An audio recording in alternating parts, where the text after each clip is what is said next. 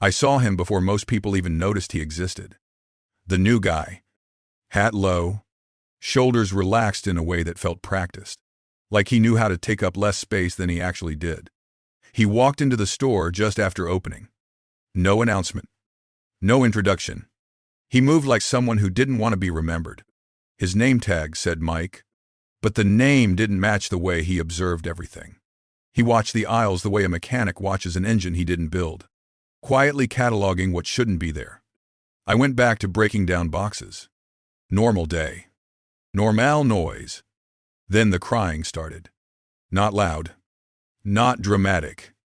Just sharp enough to slice through the hum of refrigerators and the early morning playlist looping above our heads. It came from the back hallway. The employee restroom. No one reacted. Not Luz. Not Jenna. Not the cashiers setting up their tills. We all heard it. We all pretended we didn't. But Mike stopped. Completely still. Head tilted just enough to find the source. I followed his line of sight. A silver name tag on the floor. Face down in a puddle from the dripping vent. Elena Marquez. She'd come in before dawn, the way she always did, walking with that careful limp she never talked about. Her hands were wrapped in thin gloves that didn't really protect her anymore. Mike walked toward the door. Quiet footsteps. Measured. He knocked once. Are you okay? The crying cut off mid-breath. Silence filled the hallway. A long beat. Then the latch turned. Elena stepped out. Eyes swollen. Shoulders shaking once before she forced them still. She reached for her name tag. Fingers trembling so badly, she dropped it again. Mike crouched, picked it up, and handed it to her. No question. No assumptions. Just a moment of stillness between them. She pinned it back on crooked. I'm fine, she whispered, but her voice had that hollow edge people get when they're too tired to lie convincingly. She moved aside, like she was trying to shrink into the wall. I should get back to work. Mike didn't leave. Not yet. He glanced at the bulletin board beside the hall. Schedules taped over schedules. Crossed out names. Scribbled corrections. Hours were slashed down so aggressively that the ink tore the paper. Elena's row was the worst. 30 hours. 12 hours. 22. 15. 8. A pattern with no pattern. She noticed him looking. They changed it again this morning, she said quietly. I asked why. They said it's just how things are now. Her hands tightened around the rag she carried. When I asked about health insurance, they said I don't qualify. My hours keep falling short of full-time. She paused. But I'm scheduled whenever they need me. Nights, mornings, last-minute calls. Her throat bobbed. My daughter, she needs surgery soon. I can't lose coverage. I just can't. Footsteps echoed from around the corner. Sharp. Quick. Recognizable instantly. Derrick Hale. Elena's spine straightened. Mike didn't move. Derrick strode past. Eyes scanning the floor. The ceiling. Everything except the people in front of him. His presence tightened the air without him saying a word. He glanced at Elena. Just a glance. But it was enough to make her step back like she'd been pushed. Break's over, he said. Though she hadn't been on break. She left fast. Too fast for someone limping. Mike watched her go, then looked back at the board. He didn't say anything. Didn't react. Just absorbed the inconsistencies like he was filing them away. A few minutes later, Luis clocked in. He spotted Elena across the store and slowed. His eyes jumped to the schedule. Then to her, then back again. He didn't speak. He didn't have to. Jenna arrived next. One hand on her belly. She checked her hours. 2. Her shoulders dropped a fraction when she saw the new cuts. Another silent conversation nobody would ever put into words. Mike drifted through the aisles. Not wandering. Observing. His eyes caught flickering lights. The broken sanitizer station. The outdated safety checklist still marked complete. He wasn't judging. He was noticing, there's a difference. The store kept moving around him. Pallets rolling, Scanners chirping. A cartwheel wobbles with every push. Normal things. But the new guy made the normal feel incorrect. He walked past the time clock and lingered, glanced at the week's punch-in logs. Not long enough to be suspicious. Just long enough to understand them. I stalked the cereal aisle but kept watching him from the corner of my eye. He didn't ask where things were. He didn't ask who to report to. He didn't even pretend to look busy. He studied us the way someone studies a problem they already suspect the answer to. At one point, he stopped beneath a buzzing ceiling bulb. It flickered once, twice. Helt. Most people wouldn't notice. He did. He looked up at it like it meant something. It confirmed something. Then he kept walking. Elena passed by him again an hour later. Her cheeks were dry now. But her steps were careful. Like each one had to be negotiated with her body. She didn't speak to him. But she gave him one quick look. Not for help. Not for pity. Just the look people give when they realize someone actually saw them. The shift went on. We all moved around each other the way tired people do. Quietly. Mechanically. Hoping not to be called out or called in. But the whole store felt off. Tilted by a degree. Like something invisible had shifted out of alignment the moment Mike walked in. By the end of the morning, nobody knew his story. Not his past. Not his purpose. Not why he showed up with eyes sharper than his clothes suggested. But we'd all felt it. A small tremor under the surface. A crack is forming where nobody expected one. Some days change everything. Even when the only sound is someone trying not to cry behind a closed door. By the next night, the store felt different. Not quieter, not louder, just stretched. Like everyone was waiting for something they couldn't name. Mike came back for the night shift. Same hat, same calm steps. But he walked with purpose now. Like the floor plan had rearranged itself in his mind, and he was checking to see if anything moved. Elena was already in uniform. She looked tired in a way that didn't fade with sleep. When she saw him, she hesitated for half a second, then nodded. A small, almost invisible gesture. Recognition. Or maybe gratitude. Hard to tell when people are trying not to reveal too much. They started the shift together. Elena showed him where the supplies were supposed to be. Most shelves were half empty. One bottle of floor cleaner for the entire store. A mop with a cracked handle. 3 broken sprayers lined up like they were waiting for repairs that would never come. Mike didn't comment. He just looked. Filed it away behind that steady expression. Around 11, Sancher. Derrick appeared. He always walked as if the building belonged to him. Hands clasped behind his back. Eyes scanning as if searching for a flaw. His gaze landed on Elena. Santos. You're behind. She wasn't. The floors were nearly spotless. But she nodded anyway. I'll redo the aisle. Mike watched that exchange closely. No reaction. Just observation. Derrick scribbled something on his clipboard. A red mark. He didn't show it to her. He never did. Elena went back to work. Her limp is more pronounced now. She didn't ask for help. She never did. Atuno. 00 A.M. The store settled into its hollow nighttime echo. The kind where even small sounds stretch out longer than they should. I saw Mike push a cart toward the back office area. Elena whispered something to him. Something I couldn't hear. And he nodded like he understood what she wasn't saying. He reached the office hallway just as Derrick's phone started ringing. That same ringtone. 2 short notes. One long, predictable, timid, patterned. Mike paused near the supply closet. Close enough to hear. Not close enough to be seen. Derrick answered low. Routine tone.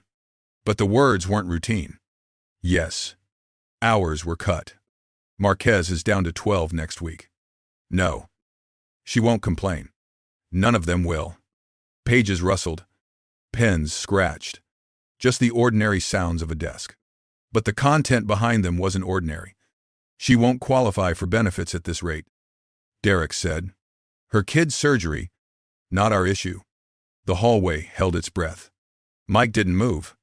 Not even a shift of weight. Then Derrick said the part that made my hands go cold. I shifted the extra hours to Hale Jr. ID. It's clean. Corporate doesn't check twice when labor costs drop. He laughed. A short, flat sound. The kind that doesn't carry humor. Only confidence. Mike finally stepped back. Slow. Silent. Like retreating from a door that had opened a little too far. When he returned to the floor, Elena was struggling with a stack of trash bags. She picked one up and winced, pressed a hand to her chest. Mike reached out. Not to take the bag. Just to steady her balance. You okay? He asked. She nodded quickly. Too quickly. Just tired. But she had to stop and breathe after every few steps. The kind of breathing that isn't about air. It's about holding yourself together. At Tria. M. Derrick gave them a new task. All pallets from the back room to the sales floor. A job for 3 people. Maybe 4. But he said it like he was asking someone to fetch a broom. Elena tensed. Her hands twitched around the brush handle. Mike didn't protest. He didn't push back. He just assessed the mountain of boxes like he was calculating something bigger than the task. They worked through the dead hours of the morning. Floors shined. Shelves refilled. Trash cleared. Every step is another reminder of what overwork looks like when it's worn into a person's bones. But done? The building felt unbearably heavy. Layers of exhaustion. Layers of silence. Layers of routine that shouldn't be routine. When the automatic doors unlocked for the morning shift, Elena almost collapsed onto her cart. Her posture folded inward, as if the night had stacked weights on her back.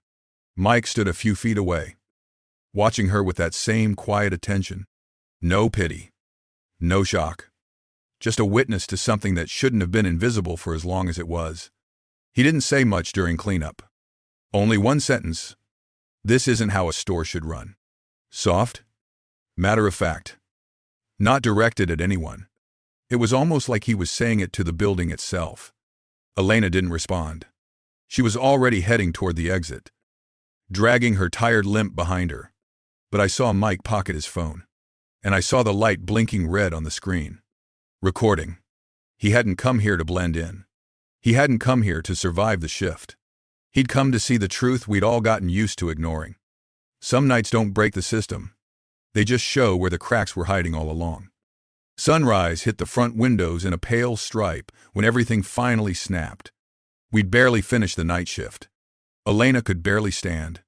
Mike looked like he hadn't slept in days, though his expression never changed. Derrick showed up early, clipboard in hand. Steps fast.